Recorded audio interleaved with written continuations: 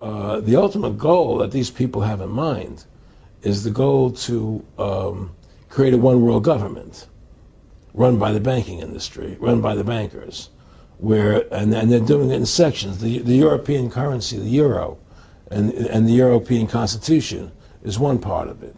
Now they're trying to do it in America with the North American Union, right? And they want to create a new currency called the Amero, right? And the whole agenda is to create a one world government where everybody has an RFID chip implanted in them.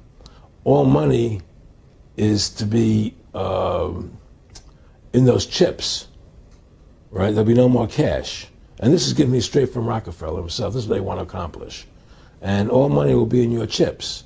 And so instead of having cash, anytime you have money in your chip, they can take out whatever they want to take out whenever they want to. If they say you owe us this much money in taxes, they just deduct it out of your chip digitally. Total control. Total control. And if you're like me or you, and you're protesting what they're doing, they can just turn off your chip. And you have nothing. You can't buy food. You can't do anything. It's total control of the people. And that chip's connected to a database that has your purchasing records, what you do, what everything, you sell. Everything is in there, you know? And so they want a one world government controlled by them, everybody being chipped, all your money in those chips, and they control the chips, and they control people. And you become a slave. You become a serf to these people. That's their goal. That's their intentions. Eric, can you be specific about when you met Rockefeller, how it happened in these discussions? I met Rockefeller through a female attorney I knew who called me up one day and said, one of the Rockefellers would like to meet you. I had made a video called Mad as Hell, and he'd seen the video and wanted to meet me and knew I was running for governor of Nevada. So sure, I'd love to meet him. And I met him and I liked him, and he was a very, very smart man. And we used to talk and share ideas and thoughts. And he's the one who told me 11 months before 9/11 ever happened that there was going to be an event. Never told me what the event was going to be, but there was going to be an event. And out of that event, we were going to invade Afghanistan to run pipelines from the Caspian Sea. We were going to invade Iraq, you know, to take over the oil fields, establish a base in the Middle East, and make it all part of the New World Order. And we go after Chavez in Venezuela. And sure enough, later 9/11 happened. And I remember he was telling me how how you're going to see soldiers looking in caves for people in Afghanistan and Pakistan and all these places. And there's going to be this war on terror, which is no real enemy. And the whole thing is a giant hoax, you know, but it's a way for the government to take over the American people. He told you it was going to be a hoax. Oh, yeah. Oh, yeah. There's no question. He says, there's going to be war on terror. And he's just laughing. There's no... Who are we fighting? I mean, why do you think 9/11 happened and then nothing's happened since then? Do you think that our security is so great here that these people who pulled off 9/11, who were able to, can't knock down another plane? Come on, it's ridiculous. 9/11 was done by people in our own government and our own banking system to perpetuate the fear of the American people into subordinating themselves to anything the government wants them to do. That's what it's about, and to create this war, this endless war on terror. And that's why and that was the first lie. And the next lie was going into Iraq, you know, to get Saddam Hussein out with his weapons of mass destruction. That was the next lie. Now, specifically, this was a little over 6 years ago. This was 11 months before 9/11. Yeah. And Nick Rockefeller, he's a lawyer. He's become your friend over the previous years, and he's saying to you that there's going to be this big event, and then out of that we're going to have a war on terror, and it's just going to go on and on. Right, an endless war on terror without any real enemy. That you can never, so you can never define a winner. And did he say that it's going to be perfect because you can't define an enemy? It just goes on and on. Yeah, because you can't define a winner. There's no one to beat, so it goes on and on forever. And they can do whatever they want. They scare the hell out of the American public. Look, this whole war on terror is a fraud. It's a farce. It's very difficult to say it out loud because people are intimidated against saying it. Because if you say it, they want to make you into a nutcase. Let's But be the truth has to come out. That's why I'm doing this interview. The fact of the matter happens to be that the whole war on terror is a fraud. It's a farce. Yeah, there's a war going on in Iraq because we invaded Iraq, and people over there fighting, you know.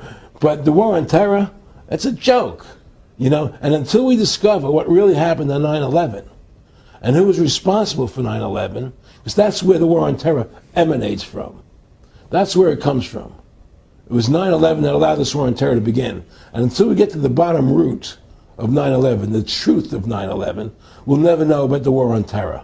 Aaron, you said that he was, and I think it's important, and I know this about the Rockefellers from Dr. Dennis Cuddy and many others who literally, you'll be 20 years old in a lunch line at college, and there's David Rockefeller. And here's here. I mean, they're experts at recruiting and getting what they call players, and that clearly he was, I mean, I want to make it specific and just get you to reiterate what you said last night about you got 30% of the vote, you were having an effect, you made mad as hell. They knew that you'd started the Constitution Party. Yeah. They knew that you were somebody who was taking action and getting things done. You'd already made some big films, had a lot of other successes. Right. So they were trying to recruit you, and didn't it come down to the point of, hey, we are here to recruit you, and don't worry, your chip's going to say, don't mess with us. You know, this guy's don't touch. Yeah, yes, that did happen. I was definitely being recruited, but it's more subtle than that. Well, in your words, just go through the process, and then what he said. Well, what it is remember we were friends, and we used to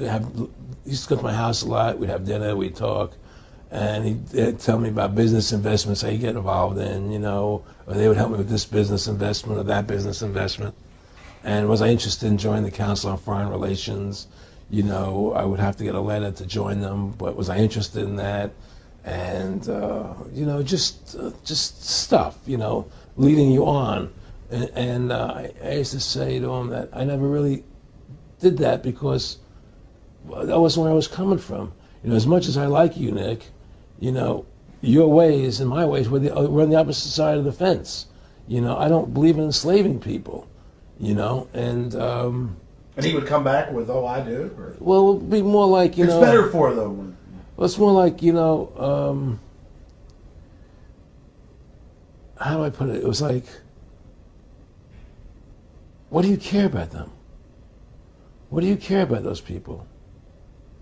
What difference does it make to you? Take care of your own life. Do the best you can for you and your family. What do the rest of the people mean to you? They don't mean anything to you. They're just serfs. They're just people. You know, it was just a lack of caring, you know, and that's just not who I was. It was just sort of like cold, you know. It was just like cold, you know. And I used to say to him, what's the point of all this? You have all the money in the world you need. You have all the power you need. What's the point? You know, what's the end goal? And he said the end goal is to get everybody chipped, to control the whole society, to have the bankers, the elite people, you know, the bankers and some governor controlling the world. And I said, do all the people in the Council on Foreign Relations believe this way you do? He said, no. You know, most of them believe they're doing the right thing. A lot of them believe it's better off being socialistic. You know, we have to convince people that socialism is really capitalism. Because America's becoming a socialist country. It's a communist country today.